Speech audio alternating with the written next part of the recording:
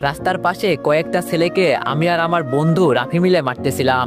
এমন সময় কেউ পিছন থেকে আমার কলার ধরে ঘুরিয়ে আমাকে ঠাস ঠাস করে দুইটা থাপ্পড় দিল। থাপ্পড় খেয়ে আমার মাথা গরম হয়ে গেল। কার এত বড় সাহস আবির রহমানকে থাপ্পড় দেয়?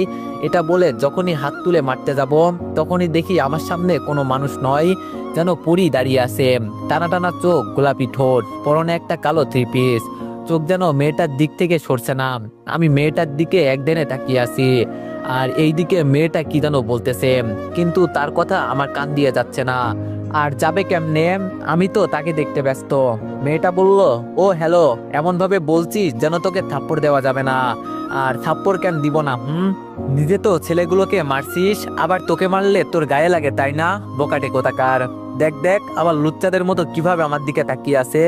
এটা বলে তানিয়া আবার আবিরকে একটা থাপ্পড় দিল। আমি মেয়েটার থাপ্পড় খেয়ে থমথম খেয়ে গেলাম। আমি বললাম, এই যে আপনি আমাকে মারলেন কেন?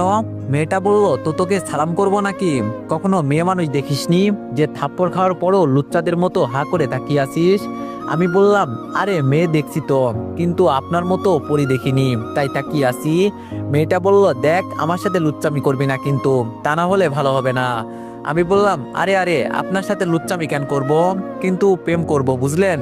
মেয়েটা বলল, কি বললি কুত্তা, তুই আমার সাথে প্রেম করবি? দাঁড়া দেখাচ্ছি মজা। এটা বলে মেয়েটা আমাকে মারার জন্য আবার হাত তুললো। এইবার আর থাপ্পড় দিতে দিলাম না। আমি বললাম, আরে আরে কি করছো বেবি? মেয়েটি বলল, বেবি? আমি বললাম, আরে বেবি কুল কুল, এই হাতটা গালে থাপ্পড় দেওয়ার জন্য না, এই হাতটা আদর করার জন্য, বুঝলে জানো? আমার কথা শুনে মেয়েটা রেগে আগুন হয়ে গেল। তার রাগান্বিত চেহারা দেখলে চোখ ফেরানো যাবে না। মেয়েটা রাখতেই নাকটা ফুলে লাল হয়ে গেল। মেয়েটা জোর করে আমার থেকে হাত ছাড়িয়ে বলতে লাগলো, ক্লাসের সময় হয়ে আসছে, তাই তোকে ছেড়ে দিলাম, তা নয় তো এই তানিয়া কি জিনিস দেখিয়ে দিতাম। এটা বলে মেয়েটা রেগে গজগজ করে চলে যেতে লাগলো। আর আমি তার চলে যাওয়ার দিকে তাকিয়ে বললাম, তানিয়া সুন্দর নাম। এটা বলতেই রাফি দৌড়ে এসে বলতে লাগলো, দোষ, ছেলেগুলো পালিয়েছে, ধরতে পারিনি, সব ওই মেয়েটার দোষ। মেয়েটাকে পেলে আমি ছাড়বো না, ওর জন্য হারামজাদাগুলো পালিয়েছে। আমি মেয়েটার চলে যাওয়ার দিকে তাকিয়ে আনমনে বললাম, কোন ছেলেগুলোর কথা বলছিলি রে তুই? রাফি আমার মুখে এমন কথা শুনে আমার তাকানো অনুসরণ করে দেখে মেয়েটা চলে যাচ্ছে। রাফি বলল, দোষ, মেয়েটা চলে যাচ্ছে, থামা ওকে, ওই মেয়েকে তো আমি। এটা বলে যেই না রাফি মেয়েটার দিকে যাবে, তখনই আমি রাফির হাত ধরে বললাম, থাক ভাই, আর কষ্ট করতে হবে না, ক্লাসে চল, দেরি হয়ে যাচ্ছে। রাফি বলল, কিন্তু মামা ওই মেয়েটা। আমি বললাম, তোকে বলছি না একবার, ওইসব বাদ দে, মানে বাদ দে, আজ আমার কলেজের প্রথম দিন, ক্লাসে দেরি করলে হবে না। রাফি বলল, চল। এটা বলে দুইজন কলেজে ঢুকে ক্লাসের দিকে যেতে লাগলাম। আমরা ক্লাসে যেতে যেতে পরিচয় পর্ব শেষ করি, কেমন? আমি আবির রহমান, অনার্স প্রথম বর্ষে পড়ি। আমার বাবার নাম আতিক রহমান, পেশা বিজনেসম্যান। মা ফারহানা আক্তার, পেশা গৃহিণী। একটা বড় ভাই আছে, পুলিশ অফিসার, নাম রফিক রহমান। আর আমার পাশেরটা হলো আমার ল্যাংটাকালের বন্ধু রাফি। আর যেই মেয়েটা আমাকে থাপ্পড় দিল তার নাম তানিয়া। বাকিটা আমি জানি না, কারণ আমি নতুন আইছি কলেজে। বাকি সব গল্পের মধ্যে জানবেন। অনেক হচ্ছে সবচেয়ে বিশ্বস্ত বুকমেকার, পিএইচডি এবং সিরিয়া এই অ্যাপের অফিসিয়াল পার্টনার। এই অ্যাপে আপনি cricket, football, tennis live match দেখে এবং তাদের ভবিষ্যৎবাণী করে সহজেই অর্থ উপার্জন করতে পারবেন। সেই সাথে বিএমডব্লিউ গাড়ি, আইফোন, ল্যাপটপ এবং আরো অনেক নগদ পুরস্কার জেতারও সুযোগ রয়েছে। এই অ্যাপটিতে আপনি ক্র্যাশ ক্রিস্টাল 21 ইত্যাদি গেম খেলে সহজেই আয় করতে পারবেন। আপনি বিকাশ, নগদ, রকেট, ব্যাংক, ক্রিপ্টো, পেপাল এবং অন্যান্য সহজ পদ্ধতির মাধ্যমে সহজেই আপনার জেতা টাকা তুলতে পারবেন। এখানে আপনি 24 ঘন্টা 7 দিন গ্রাহক সহায়তা পাবেন। তাই এখনই গুগলে অনেক সার্চ করে প্রথম ওয়েবসাইটে গিয়ে রেজিস্ট্রেশন করুন। আর হ্যাঁ, রেজিস্ট্রেশনের সময় আমার প্রোমো কোড VOTO7 ব্যবহার করে প্রথমবার ডিপোজিটে 20,000 টাকা পর্যন্ত পান। পরিচয় পর্ব শেষ করতে করতে আমাদের ক্লাসের সামনে এসে পড়লাম।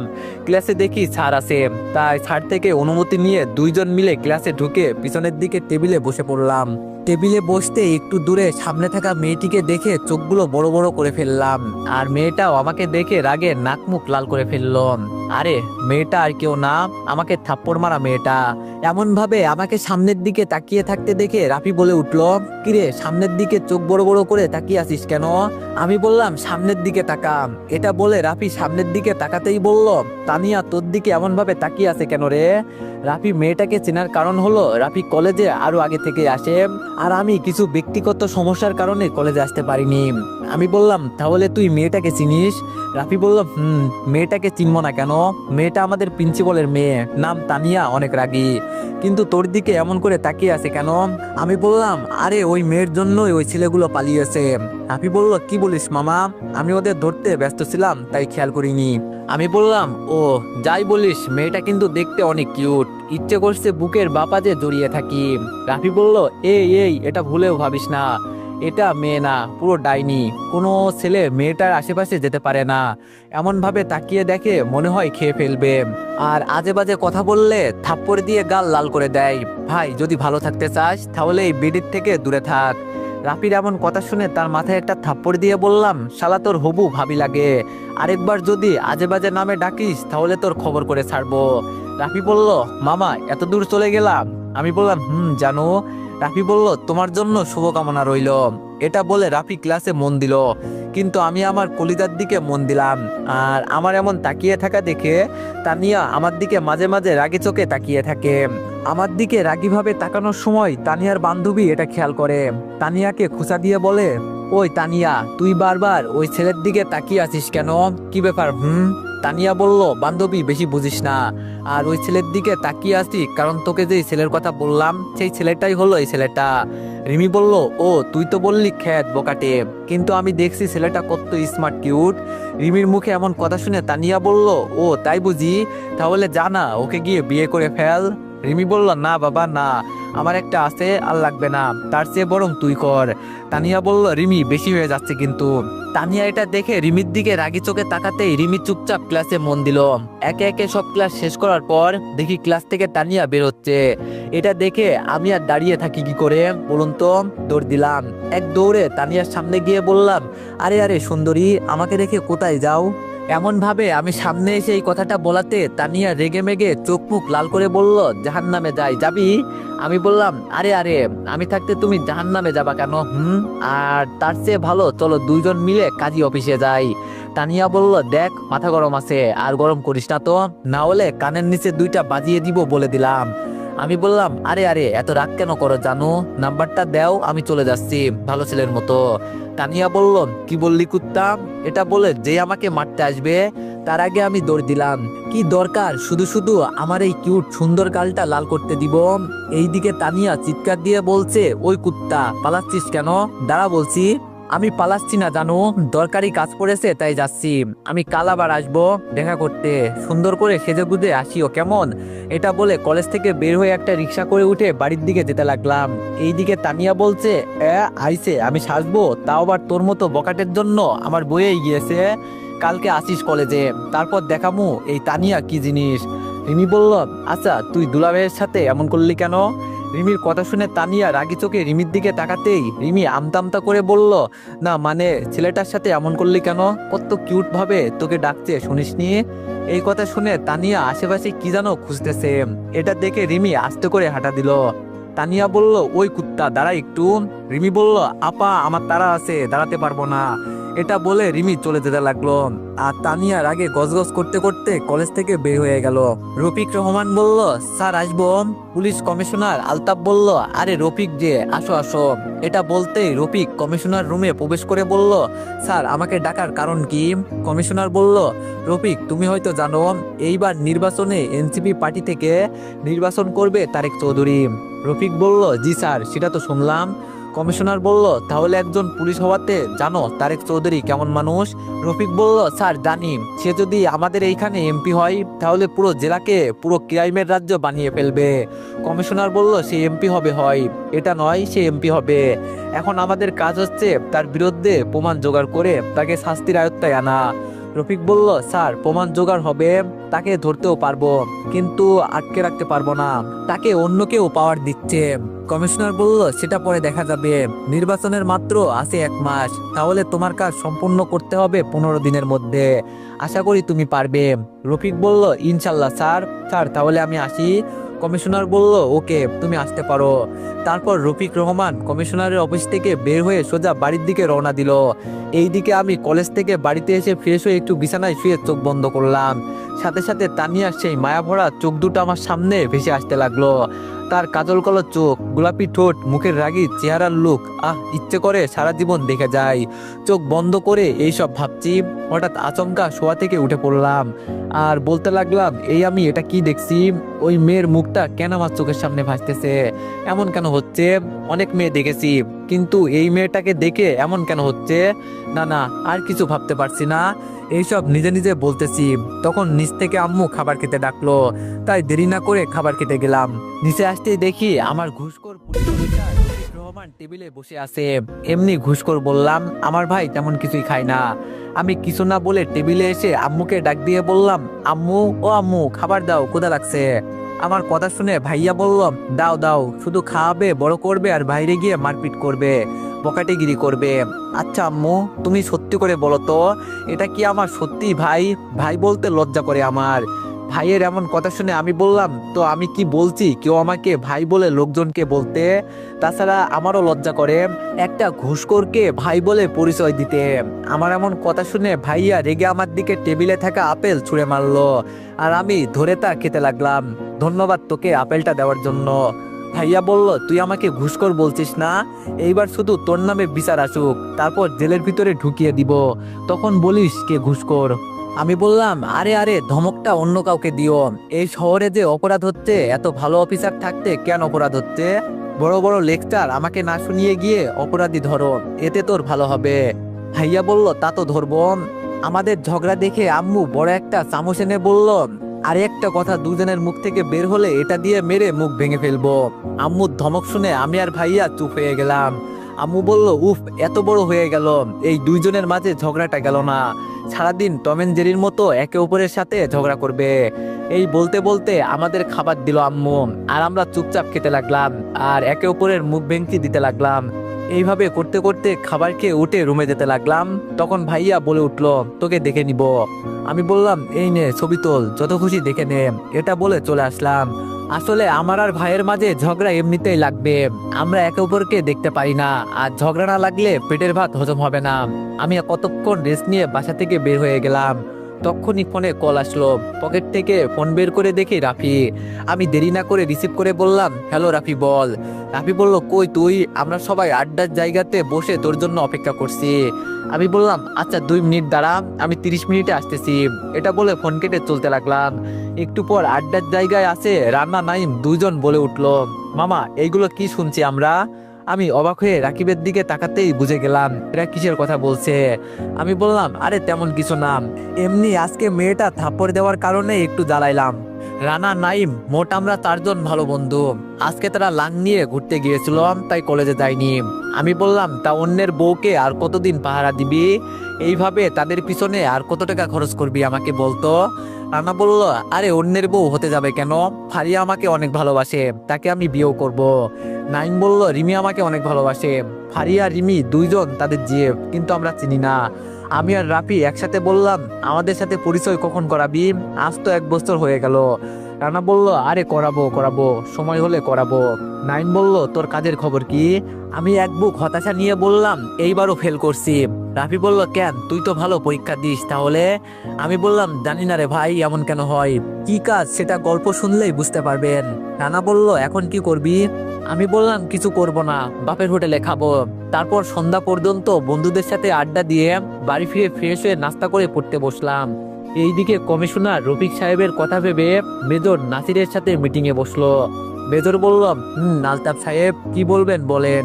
কমিশনার বলল, স্যার, তারেক রহমান এই শহরে সন্ত্রাসী বলতে গেলে এই শহরে সব অবৈধ কাজ, খুন খারাপি, নারী পাচার ইত্যাদি সব করে থাকে। মেজর বলল, জানি, কিন্তু তাকে লিড দিচ্ছে কে জানেন? হয়তো জানবেন, তারপরও আমি বলছি, তাকে না, এই দেশের সকল অপরাধের মূল তালা হচ্ছে আমাদের অর্থমন্ত্রী নিজাম চৌধুরী। এটা বলতেই মেজর নাসির বলে উঠল, আর এই তালাকে কন্ট্রোল করছে একটা চাবি, যার নাম টাইগার। টাইগার নাম শুনে আলতাফ বসা থেকে উঠে গেল আর আমতা আমতা করে বলল, স্যার, এটা আপনি কি বলছেন? এইসবের সব টাইগার করছে? মেজর সাহেব বলল, শুধু তাই নয়, সেই দেশের ক্ষতি করার জন্য আন্ডারওয়ার্ল্ডে মাফিয়াদের সাথে হাত মিলিয়েছে। কমিশনার বলল, তাহলে স্যার ওকে ধরার ব্যবস্থা করছেন না কেন? মেজর বলল তাকে ধরার জন্য এবং সে কি করতেছে না করতেছে তার খবরাখবর আমাদের দেওয়ার জন্য অনেক এজেন্ট পাঠিয়েছি, কিন্তু একটাও বেঁচে ফেরেনি। এখন তাকে ধরার চেষ্টা করছি, কিন্তু তাকে ধরা অসম্ভব। কমিশনার বলল, তাহলে স্যার আমরা কি তারেককে ধরবো না? মেজর বলল, ধরবো না কেন, তাকে আমরা ধরবো, আর টাইগারেরও ব্যবস্থাও করব। এটা বলতে দেরি মেজরের ফোনটা বাজতে দেরি হলো না। মেজর দেরি না করে ফোনটা ধরে বলল, হ্যালো, কে বলছেন? আমি কে বলছি সেটা জানা জরুরি না মেজর নাসির, জরুরি হচ্ছে আমাকে ধরার প্ল্যান বাদ দিয়ে আগে নিজের দেশকে বাঁচানোর জন্য প্ল্যান কর। মেজর বলল, টাইগার, তোকে তো আমি ছাড়বো না। টাইগার বলল, আগে ধরে দেখাস, তারপর ছাড়ার চিন্তা করিস। লোহা দিয়ে লোহা কাটা যায়, আর মনের ঢাল তো তখনই মিটবে যখন অন্যের জ্বলবে। হাহা, দেশ বাঁচাতে মন দে নাসির। এটা বলে ফোন কেটে দিল। ফোন কাটতেই মেজর নাসির তাড়াতাড়ি কন্ট্রোল রুমে যোগাযোগ করে নাম্বারটার লোকেশন ট্র্যাক করতে বলল। এতক্ষণ কমিশনার কি হচ্ছে বোঝার চেষ্টা করলেও বুঝতে না পেরে বলে উঠল, কি হয়েছে স্যার? মেজর বলল, আলতাফ, দেশের অনেক বড় বিপদ, তুমি তাড়াতাড়ি তারেককে ধরার ব্যবস্থা করো, না হলে সমস্যা হবে, আর বাকিদের আমি দেখব। ওকে স্যার বলে কমিশনার চলে গেল। আর মেজর সেনাপ্রধানকে খবরটা দিলে কালকের মধ্যে মিটিং এর একটা আয়োজন করে। আর এইদিকে আমি পড়া শেষ করতে আম্মু খাবারের জন্য ডাক দিল। খাবার খেতে গেলাম, সেখানে গিয়ে দেখি বসে আছে আম্মু আর আব্বু, আমার শত্রু। আম্মু আব্বু থাকাতে দুইজনে চুপ করে খাবার খেতে লাগলাম। তখন আব্বু ভাইয়ার উদ্দেশ্যে বলে উঠল, রফিক, আর কতদিন এইভাবে থাকবি? এইবার না হয় বিয়েটা করে ফেল। দেখ তোর আম্মুকে কাজ করতে করতে শরীরের অবস্থা কি হয়েছে। ভাইয়া বলল, বাবা, তাহলে কালকে কাজের বউ একটা ঠিক করে দিব। আম্মু বলল, তোকে কাজের বেডি আনতে বলিনি, বউ আনতে বলেছি। ভাইয়া বলল, আম্মু, আমি এখনো বিয়ে করতে প্রস্তুত নই, সো আমি এখন বিয়ে করছি না, ওকে। এটা বলে খাবার না খেয়ে ভাইয়া টেবিল থেকে উঠে চলে গেল। আম্মু বলল, ছেলেটা এমন করছে কেন? বিয়ের কথা শুনলে এমন করে কেন বুঝি না, আর কয়দিন গেলে তো বউ পাবে না। আব্বু বলল, আমি বুঝতেছি না এমন করে কেন। আচ্ছা খাবার খাও, পরে কথা বলা যাবে। এইদিকে আমি চুপচাপ খাবার খাচ্ছি আর ভাইয়ার কথা ভাবছি। অনেক সময় দেখি ভাইয়া বিয়ের কথা শুনলে মন খারাপ করে ফেলে, কিন্তু কেন?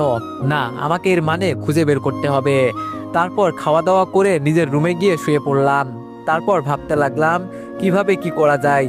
কিছু ভেবে না পেয়ে ভাইয়ার রুমের দিকে যেতে লাগলাম। এইদিকে রফিক ভাই তার রুমে গিয়ে তার ফোন থেকে একটা ছবি বের করে বলতে লাগলো, ওহে আমার মহারানী, কোন দিন বুঝবে আমার ভালোবাসা? যেই দিন তোমাকে প্রথম দেখি সেই দিন থেকে এই চোখের সামনে আছে শুধু তোমার মায়াবী মুখখানার ছবি। এতবার ভালোবাসি বলি, তারপরও বলো পারবো না। বাড়িতে যখনই বিয়ের কথা ওঠে তখনই মন খারাপ হয়ে যায়, কারণ আমি তোমাকে ছাড়া অন্য কাউকে চাই না। কিন্তু কি করার, তুমি তো আমাকে ভালোবাসো না। দেখো আমি কিন্তু বলে দিচ্ছি, কাল যদি ভালোবাসি না বলো, তাহলে বাড়িতে বলে দিব আমার জন্য মেয়ে দেখতে। তখন আমি দরজার সামনে থেকে বলে উঠলাম, ভাইয়া তুই কাকে ভালোবাসিস? আর সে যদি না বাসে এর মানে কি ভাইয়া? হঠাৎ রুমে আমার কথা শুনে ভাইয়া তাড়াতাড়ি করে ফোন বন্ধ করে বলল, কই কিছু না তো, তুই মনে হয় ভুল শুনেছিস। আমি বললাম, না, আমি সব শুনেছি, এখন বল মেয়েটাকে। ভাইয়া বলল, তুই এখানে কেন সেটা বল। আমি বললাম, তোমার সাথে কথা বলতে এসেছি। ভাইয়া বলল, আমি কারোর সাথে কথা বলতে বাধ্য নই, সো এখান থেকে যা। আমি বললাম, দেখ ভাইয়া, তুই জানিস আমি কেমন, তাই যদি মেয়েটাকে বা ছবি দেখাতি তাহলে আমি কিছু একটা করে দিতাম আর কি। ভাইয়া বলল, তোর সাহায্য লাগবে না আমার, তুই যা এখান থেকে। ভাইয়ের এমন কথা শুনে মন খারাপ করে চলে আসলাম নিজের রুমে। তারপর ঘুমিয়ে গেলাম। সকালবেলায় ঘুম থেকে উঠে ফ্রেশ হয়ে নাস্তা করে কলেজের দিকে রওনা দিলাম। কলেজের সামনে এসে মাঠের সব দিকে তাকিয়ে দেখি হারামিগুলো কেউ আসেনি, তাই আমি মন খারাপ করে মাঠে হাঁটতে লাগলাম। এই যে ব্ল্যাক শার্ট পরা ছেলে, এই দিকে আই।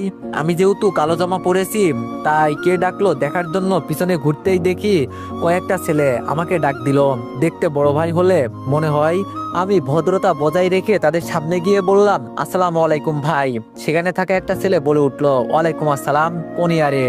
আমি বললাম, জি ফার্স্ট ইয়ারে। এটা বলতে একটা ছেলে আমার কাঁধে হাত দিয়ে বলল, সবেমাত্র কলেজে আসলি, এর মধ্যে মেয়েদেরকে বিরক্ত করতে শুরু করছিস? আমি বললাম, সরি ভাই, আমি এমনটা কখন করলাম? ভাই বলল, রকি, ছেলেটা মিথ্যা বলছে। রকি বলল, মিথ্যা বলবি না, তুই কালকে তানিয়াকে বিরক্ত করিসনি? আমি বললাম, কই না তো।